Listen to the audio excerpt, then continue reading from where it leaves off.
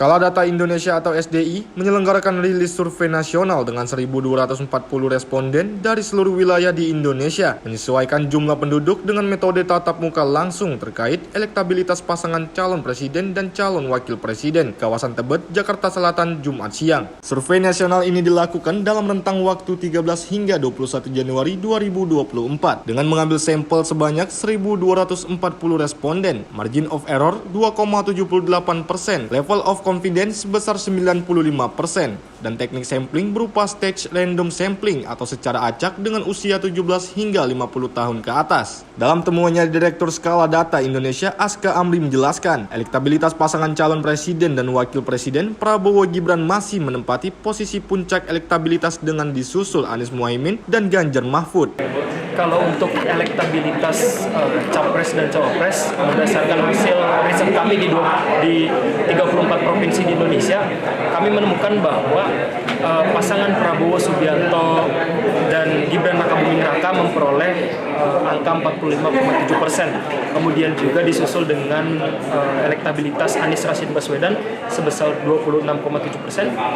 Kemudian juga disusul oleh Ganjar Pranowo sebesar 17%, dan yang paling penting masih ada masyarakat yang masih belum menentukan pilihannya atau undecided voters, itu sekitar 9%. Jadi dalam hal ini mau pilpres 1 atau 2 putaran itu masih bisa kita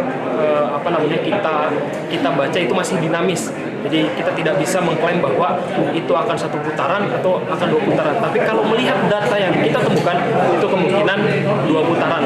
Di sisi lain, merespon hal tersebut, peneliti senior Trust Indonesia Ahmad Fadli menjelaskan, potensi swing voter yang terjadi menurutnya masih menjadi peluang suara yang cukup besar untuk para calon untuk pemilu yang tinggal menyisakan beberapa hari lagi. Ya, jadi seperti yang saya sampaikan tadi, bahwa potensi migrasi suara ini cukup besar sebenarnya. Yang pertama, kalau kita lihat hasil survei, tidak hanya tadi yang dipaparkan oleh Skala Data Indonesia, potensi migrasi suara itu yang pertama adalah pemilih ideologis. Pemilih ideologis ini ternyata rendah ya. Jadi yang banyak itu adalah pemilih non ideologis atau yang saya sebut sebagai pemilih emosional ya. Pemilih emosional itu kan karena dia hanya memilih ketika tergantung dengan situasi lingkungan yang ada hari ini.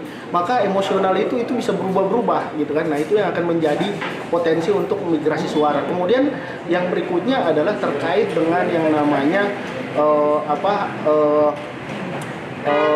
swing voters ya, orang yang masih belum, kalau tadi disebut swing voters, kalau saya menyebut strong voters. Ternyata strong voters ini masih cukup rendah ya, yang merasa mantap, sementara masih ada yang tidak mantap dan malu-malu. Nah, ini yang berpotensi untuk tadi menjadi sebuah pergeseran migrasi suara. Jadi makanya saya mengatakan bahwa ketika ditanya apakah semua calon punya peluang, semua calon punya peluang untuk masuk putaran kedua ya, memenangkan kontestasi pilpres hari ini. Dari Jakarta, Galuh Anggara, Sinpo TV melaporkan.